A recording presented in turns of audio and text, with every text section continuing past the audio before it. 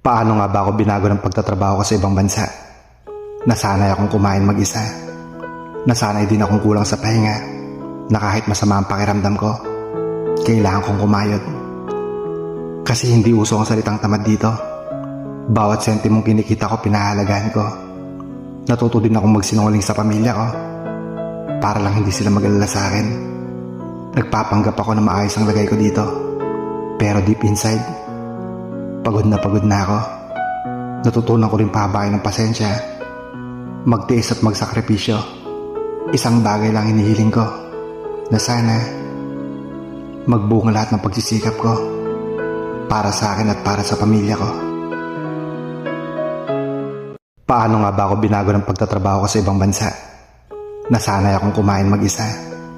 Nasanay din akong kulang sa pahinga, na kahit masama ang pakiramdam ko, kailangan kong kumayod.